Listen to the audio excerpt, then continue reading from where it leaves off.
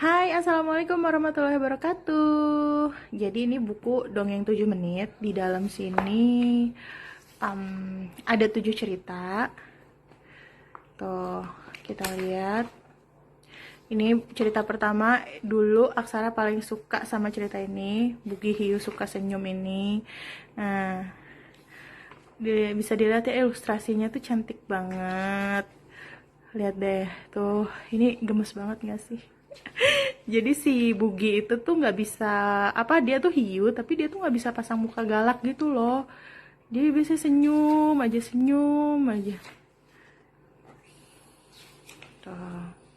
Dan ini moral value-nya dapat banget sih di cerita yang ini. Nah, cerita kedua yang lucu juga itu adalah Wayang Sebelum Tidur. Ini ceritanya kakak adik. Mereka ini udah malam gitu, tapi mereka nggak bisa tidur gitu. Akhirnya mereka main-main bayangan gitu kan.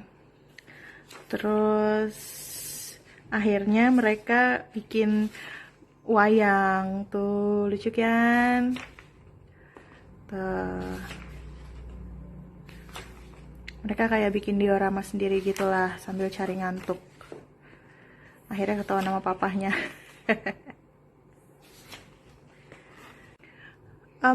Kalau yang ini ceritanya tentang si Upi. Jadi Upi ini dia bete banget karena tadinya kan dia ulet bulu tuh. Nah, pas dia jadi ulet bulu tuh dia jago banget main sepak bola. Tapi sejak dia berubah jadi kupu-kupu, dia jadi nggak bisa main sepak bola lagi. Pokoknya dia bete banget lah, dia nggak mau jadi kupu-kupu. Pokoknya intinya pada suatu hari ada bola nyangkut nih di ranting. Nah, terus dia bisa jadi penangkap bola gitu. Jadi ibaratnya kalau di sini sih moral value-nya kalau misalnya sesuatu hal kita berubah jadi sesuatu hal tuh belum tentu itu tuh jelek gitu. Nah, kalau air mata buaya ini juga kayak membalikan buaya, air mata buaya yang biasanya buat berkonotasi negatif gitu. Di sini ini dibikin cerita buaya tuh jadi cengeng banget, dia tuh gampang banget nangis. Pokoknya sensitif banget lah. Kalau ada temennya susah, dia yang nangis. Padahal temen yang susah itu udah nggak nangis lagi gitu, udah biasa aja. Jadi gitu. Sampai akhirnya tuh dia bikin nangis sekelas dibikin nangis sama dia sampai kepala sekolahnya nih, ini kepala sekolahnya judul ceritanya kepala sekolahnya juga dibikin nangis nih sama dia. Oh my god. Kalau tentang kancil yang baik ini sama kayak air mata buaya tadi, jadi dibikin si kancil ini dibuat dia biasanya kan berkonotasi negatif nih, kancil nakal gitu ya, suka curi ketimun. Kalau ini enggak, dia dibikin jadi kancil yang baik. Cuman di sini memang saya ngebacainnya balik lagi ya, agak-agak diedit karena di sini ada percakapan antara manusia sama hewan, dimana itu saya nggak saya bacain dulu sebelum Aksara usia 5 tahunan 6 tahunan gitu. Nah, di sini si kancilnya jadi baik, dia masakin Pak Tani sama buaya yang sering banget ditipu sama dia tuh. Kalau si buaya tuh dibikinin dia kayak shawl sama topi gitulah. Tuh akhirnya baikan. Kalau yang ini juga ceritanya fantasi ya. Jadi dia itu ceritanya pas tidur tuh sering denger suara gaduh gitu loh.